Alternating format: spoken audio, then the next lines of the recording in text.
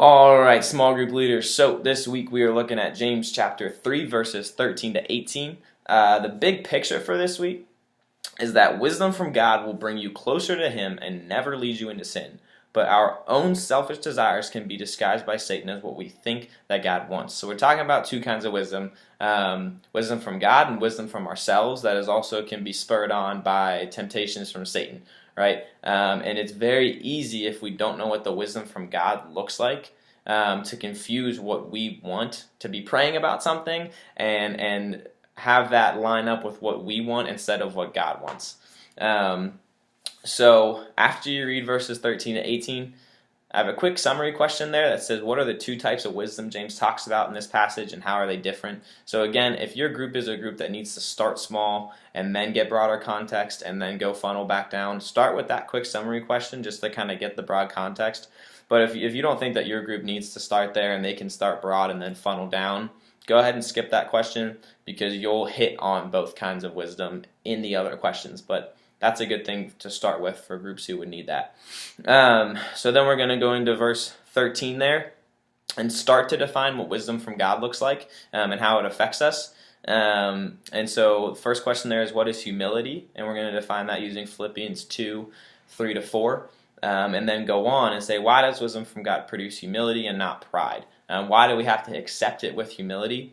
And so that begins to define for students what wisdom from God looks like.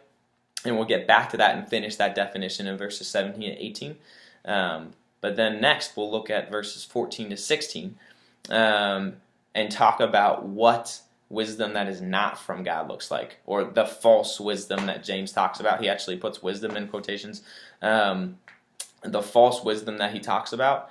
And so that is wisdom that comes from our own selfish desires, what we want, but that I think Satan can use that. He can use what we want to try to convince us that what we want is also what God wants for us. Sometimes those two things do line up, but a lot of the time, if we want something so bad, it's easy to convince ourselves, if we're praying about it and we still want it, well, hey, God wants that for me, which is not true. And I think this is a place where we can start to tell students and help students figure out more about who Satan is and how he works, because I would definitely believe that a lot of our students still have an image that Satan is this little cute cartoon character that sits on your shoulder and wants you to throw rocks at windows and smash mailboxes with baseball bats. But that is not who our enemy is. That's not who we're up against. He is extremely intelligent, extremely cunning, and crafty and deceitful. Mixed deception and deceit there. But so he is extremely intelligent, and we need to start defining that for students for them to get a grip on that. And so that's kind of what questions 3 and 4 help you do on verses 14 to 16, and also see how we kind of hit this problem when we want something so bad, and if it's not what God wants for us, but we want it really bad, it's hard sometimes to realize that that's not what God wants, and to admit that.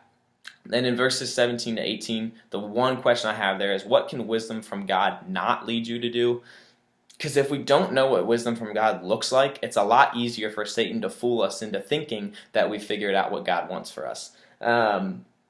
And so wisdom from God will never lead us into sin. James says that it is always pure, it's full of mercy and good fruit. So really just hit that home, that wisdom from God is not going to lead us into sin. God is not going to put you in a situation where you have to compromise your integrity or sin in order to fulfill the thing that you thought He wanted from you. And so that, I think, is definitely important to hit home. Then I have the big picture questions to wrap it up. A quote from Matt Chandler, which I think is great, kind of puts the two kinds of wisdom against each other. And then again, just kind of hitting home Satan's role in all of this, that he is extremely intelligent and can work. If he can just tweak something, like if we want something so bad and he can tweak our perspective just a little bit and tempt us more and more to be more selfish, then we'll just keep slowly but surely getting off from God's path until we are like, oh crap, this isn't what God wanted for me. So I'm just seeing that how small of a difference that can be, but how impactful it can be. when wisdom is led by selfishness and not God. And then hitting on two, why can wisdom from God be so much harder to accept than false wisdom that comes from selfishness? The big thing there is because wisdom from God can be hard. Wisdom, like God's tasks for us sometimes can be really difficult. It's not the easiest thing. Following Christ is not sunshine and butterflies all the time. His yoke is easy, but that is in complete reliance on Him that His yoke is easy. And so I think sometimes also a misconception is that, well, the thing that God wants for me is the easiest thing, or the thing that's going to be most fun, which we're so short-minded in that, and it just isn't true again. So battling that misconception, and then just looking at Jesus in the garden, the night before his crucifixion, when he is saying, God, if there is any way that you can take this from me, please do. But if it's your will, I will do it. So just the huge trust that Jesus has, and just showing them, look, Jesus is human, and it's not sinful to not necessarily want what God is laying out for you. It can be intimidating, it can be scary, but Jesus balanced that with trust in God and a complete trust in what his Father wanted for him. All right, I'm going to wrap it up here. You guys are great. Please email us, text us if you have any questions about this week.